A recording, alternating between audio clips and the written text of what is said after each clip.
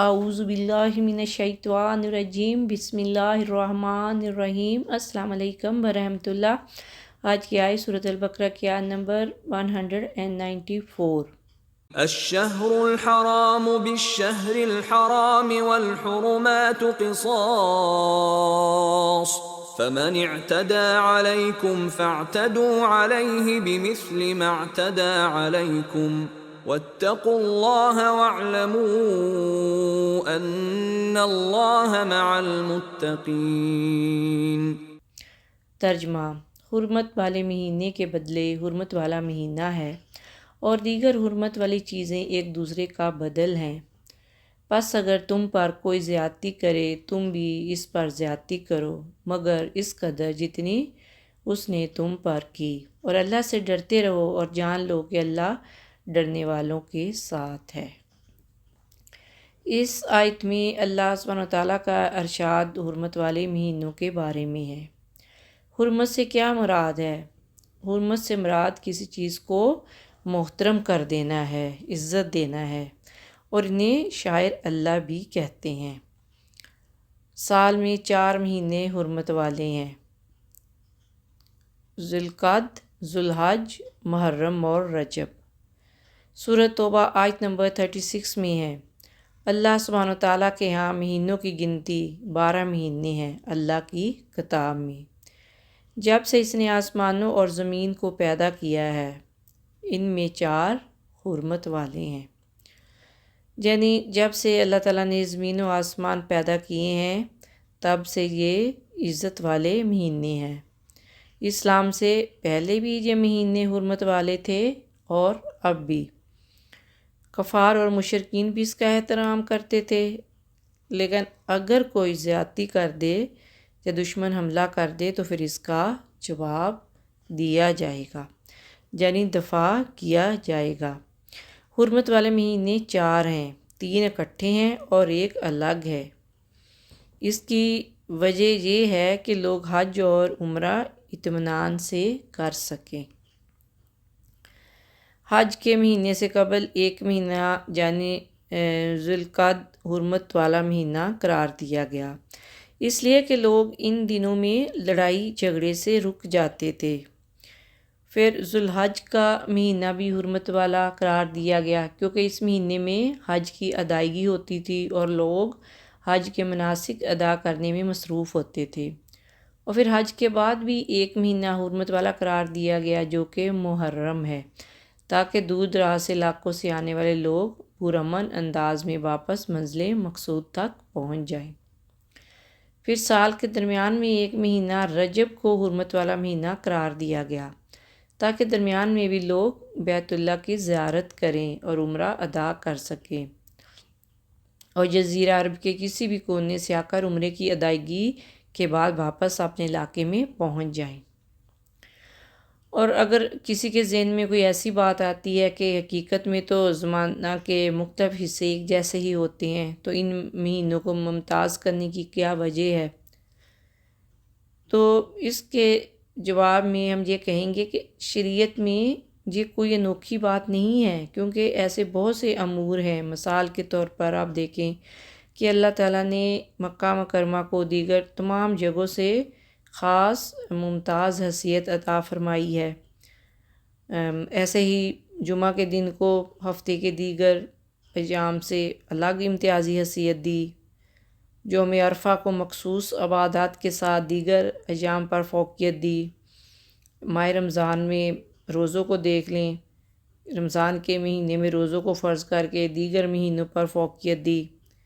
پھر دن کے کچھ حصوں میں نمازیں فرض کر کے ان اوقات کو ممتاز بنا دیا۔ لیلۃ القدر جیسی کچھ راتوں کو کچھ راتوں کے مقابلے میں ممتاز بنا دیا، اور اسی طرح افراد میں سے کچھ کو نبوت عطا کر کے بقیہ تمام افراد سے ممتاز کر دیا۔ اگر اس طرح کی مثالیں شریعت میں بھری پڑی ہیں تو چند مہینوں کو حرمت والا مہینہ قرار دینے میں کون سی انوکھی بات ہے؟ ارشاد باری تعالیٰ ہے، یہی سیدھا دین ہے، یعنی یہی شریعت مستقیم ہے کہ اللہ تعالیٰ کے حکم کی اطاعت کی جائے اور اس کے مقرر کردہ حرمت والے مہینوں کا پاس اور لحاظ کیا جائے، اور اس سلسلے میں اللہ تعالیٰ نے جو حدود اور شرائط مقرر کی ہیں ان کی پابندی کی جائے۔ ان مہینوں کو حرمت والے مہینے اس لیے بھی کہا گیا کہ ایک تو اس میں قتل و قتال حرام ہے، اور دوسرا یہ کہ یہ مہینے متبرک ہیں، واجب الاحترام ہیں۔ ان میں عبادت کا ثواب دوسرے مہینوں کی نسبت بہت زیادہ ہے، اور ان میں سے پہلا حکم قتل و قتال حرام والا یہ تو شریعت اسلام میں منسوخ ہو گیا، مگر دوسرا حکم ادب و احترام اور عبادت گزاری کا احترام اسلام میں اب بھی باقی ہے۔ نبی اکرم صلی اللہ علیہ وآلہ وسلم حرمت والے مہینوں میں جنگ نہیں کرتے تھے۔ ہاں اگر کوئی آپ پر چڑھائی کرے تو اور بات ہے۔ جنگ کے دوران اگر حرمت والے مہینے آ جاتے تو آپ لڑائی موقوف کر دیتے تھے۔ حدیبیہ کے مقام پر بھی جب آپ کو خبر پہنچی کہ حضرت عثمان رضی اللہ تعالیٰ عنہ کو مشرکوں نے قتل کر دیا ہے، جو کہ نبی اکرم صلی اللہ علیہ وسلم کا پیغام لے کر مکہ گئے تھے، تو آپ نے اپنے 1400 صحابہ کے ساتھ ایک درخت کے نیچے مشرکوں سے جنگ کرنے کی ان سے بیعت لی۔ پھر جب معلوم ہوا کہ یہ خبر غلط ہے تو آپ نے اپنا ارادہ ملتوی کر دیا اور صلح کی طرف مائل ہو گئے۔ حضرت عبداللہ بن مسعود رضی اللہ تعالیٰ عنہ نے حضرت صلی اللہ علیہ وسلم سے دریافت کیا، حضور بڑا گناہ کون سا ہے؟ آپ نے فرمایا، بڑا گناہ یہ ہے کہ تم اللہ کے ساتھ کسی کو شریک ٹھہراؤ حالانکہ اللہ نے تمہیں پیدا کیا ہے۔ عرض کیا، اس کے بعد بڑا گناہ کون سا ہے؟ تو آپ نے فرمایا کہ تو اپنے پڑوسی کے گھر پر ڈاکہ ڈالے تو اس کی سنگینی میں کئی گنا اضافہ ہو جاتا ہے، کیونکہ پڑوسی کا ایک دوسرے کے اوپر بہت حق ہوتا ہے۔ یعنی اگر ایک پڑوسی دوسرے کی غیر حاضری سے ناجائز فائدہ اٹھاتا ہے اور اس کی عزت کی حفاظت کی بجائے اسے برباد کرتا ہے تو عام حالات کی نسبت اس کے جرم کی نوعیت بڑھ جاتی ہے۔ اس لیے اللہ تعالیٰ نے فرمایا کہ حرمت والے مہینوں میں اپنی جانوں پر ظلم نہ کرو۔ اس آیت میں اللہ تعالیٰ نے مسلمانوں کو حکم دیا کہ حرمت والے مہینوں کی حرمت کا خیال رکھیں، کافر بھی حرمت کا خیال رکھیں، کیونکہ یہ بے حرمتی بدلے میں ہے، یعنی دونوں طرف سے ہے۔ اگر دشمن لڑائی پہ آمادہ ہو جائے تو تمہیں بھی اپنا دفاع ضرور کرنا چاہیے۔ اگر حرمت والے مہینوں کو سامنے رکھتے ہوئے جنگ بندی کی جائے تو تم بھی جنگ بندی کر دو۔ مقصد یہ کہ جنگ و جدال اور قتال ان مہینوں میں ہمیشہ کے لیے حرام ہے، مگر جب کفار یا دشمن ان مہینوں میں حملے کی ابتدا کرے تو دفاع کے لیے مسلمانوں کو قتال کی اجازت ہے۔ حضرت جعفر رضی اللہ تعالیٰ عنہ سے روایت ہے کہ رسول اللہ صلی اللہ علیہ وآلہ وسلم شہر حرام میں اس وقت تک قتال نہ کرتے تھے جب تک قتال کی ابتدا کفار کی طرف سے نہ ہو جائے۔ اللہ تعالیٰ کا ارشاد ہے کہ جو کہ تم پر زیادتی کرے تو تم بھی اس کے خلاف کارروائی کرو، اتنی ہی زیادتی کرو جتنی دشمن نے کی ہے۔ مشرکین میں بھی عدل کا خیال رکھو، یعنی مشرکین کے ساتھ لڑائی میں عدل کا خیال رکھو۔ اگر کسی شخص نے ظلم کیا ہے، ایسا نہیں ہونا چاہیے کہ جواب میں ظلم و زیادتی کی حد ہی پار کر دی جائے، اتنا ہی بدلہ لیا جائے جتنا اس نے ظلم کیا ہے۔ ایسا نہیں ہونا چاہیے کہ اسے بالکل تہس نہس کر دیا جائے، بس زیادتی کے بدلے کو انسان زیادتی سے زائل کرے تاکہ دوبارہ وہ زیادتی کرنے کی ہمت نہ کر سکے، جرأت نہ کر سکے۔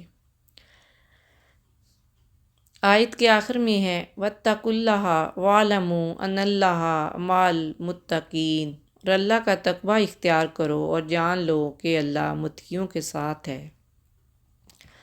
جہاں پر اللہ کا تقوی اختیار کرنے کا حکم دیا گیا ہے، یعنی اللہ سے ڈرو، نفلی نمازوں اور روزوں کا اہتمام کرو، اگر نہیں کر سکتے تو ذکر، استغفار، توبہ اور صدقہ بھی کر سکتے ہیں۔ جو بہت خاموشی سے ہو سکتے ہیں اور انسان کی روحانی صحت پر یہ بہت خوشگوار اثر ڈالتے ہیں۔ صبح شام کے فرض اذکار میں فرض نمازوں کے بعد چپکے سے استغفار بڑھا دیں۔